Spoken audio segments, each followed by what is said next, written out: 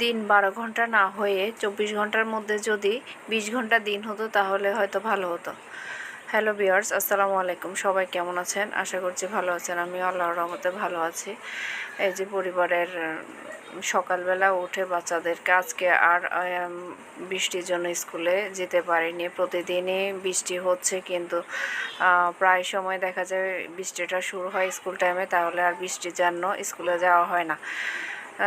তো আর কি করা, উঠলাম, উঠে বাচ্চাদেরকে হাত মুখ ধুইয়ে ব্রাশ করিয়ে নাস্তা পানি খাইয়ে দিলাম। তার মধ্যে খাওয়ার পর নিজে খেয়ে নিলাম। এরপরে খেতে খেতে 11টা বেজে গেছে। তারপর কী করলাম, এসে রান্নাবান্না তরজম শুরু করলাম।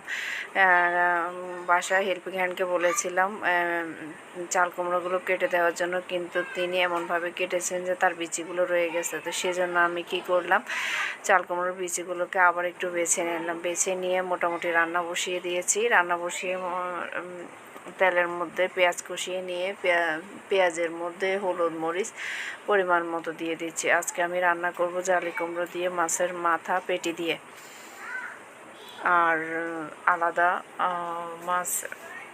মাছ ফ্রাই করব, আর হচ্ছে পাট শাক ভাজি করব। তো এদিকে দেখুন মশলা কষিয়ে মশলার মধ্যে পানি দিয়ে দিয়েছি মশলাটা আরও ভালোভাবে কষানোর জন্য।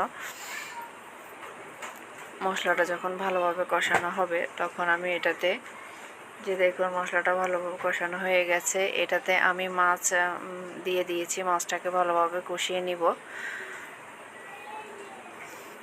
আর যেটা বলছিলাম, সারাদিন কাজ করার পর মনে হয় যেন দিনটা যদি 12 ঘন্টা না হয়ে 24 ঘন্টার মধ্যে 20 ঘন্টা হতো তাহলে হয়তো ভালো হতো, ঠিকমতো কাজ কমপ্লিট করতে পারতাম।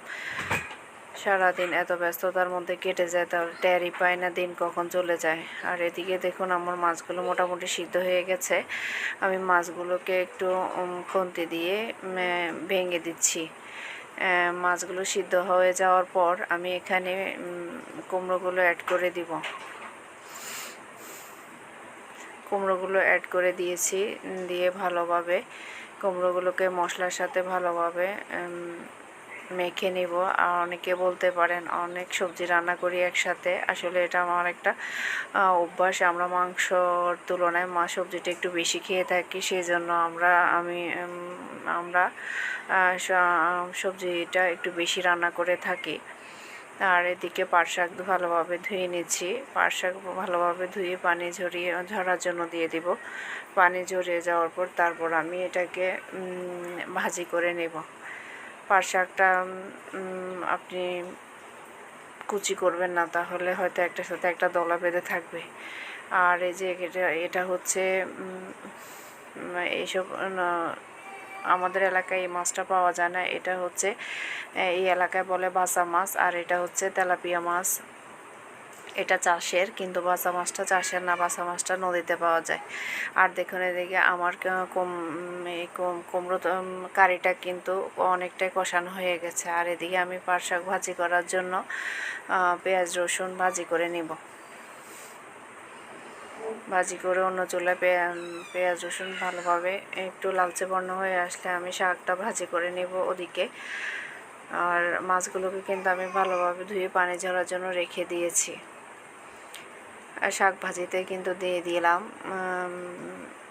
মরিচ ফালি করে দিয়ে দিলাম। আর আজকে বাসায় একজন অতিরিক্ত কাজের লোক রেখেছিলাম ঘরটা ক্লিন করার জন্য। অনেক দিন হয়ে গেছে ঘর ক্লিন করা হয় না। তো আসলে যখন আপনি ঘরে একটা কাজের লোক রাখবেন, সেই কাজের লোকের সাথে যদি আপনিও কাজের লোক না হন, তাহলে মনে করেন আপনার ঘরের কাজ কমপ্লিট হবে না। কাজের লোকের সাথে দেখা গেছে আজকে সময় দিতে দিতে অনেক সময় চলে গেছে। দেখা গেছে দুপুরে খাওয়ার খেতে খেতে সময় লেগে গেছে, প্রায় 3টা বেজে গেছে। আর এদিকে আমি ধুয়ে রাখা মাছগুলোতে হলুদ মরিচ আদা রসুন লবণ পরিমাণ মতো দিয়ে ভালোভাবে মেখে নিব। মাছগুলোকে ভালোভাবে মেরিনেট করে একটু রেখে দিব। তারপর আমি মাছগুলোকে ফ্রাই করে নিব। আজকে শুধু মাছ ফ্রাই খাবো। এই যে দেখুন ম্যাজিক করে আমার ফ্রাইটা কিন্তু হয়ে গিয়েছে। দেখতে যে এতটা ইয়ামি লাগছে, ঠিক খেতেও ততটা ইয়ামি। আর এরই মাঝে আপনাদের ভাইয়া কিছু বাজার নিয়ে এসেছে, আজকেই প্রথম নিয়ে আসলো বাজার থেকে। মেয়েকে নিয়ে বাজারে গিয়েছিল। আর এই যে দেখুন নিয়ে এসেছে লিচু। তো আজকের ব্লগটা কেমন হচ্ছে সবাই জানাবেন। ধন্যবাদ সবাইকে। আসসালামু আলাইকুম রহমতুল্লাহ।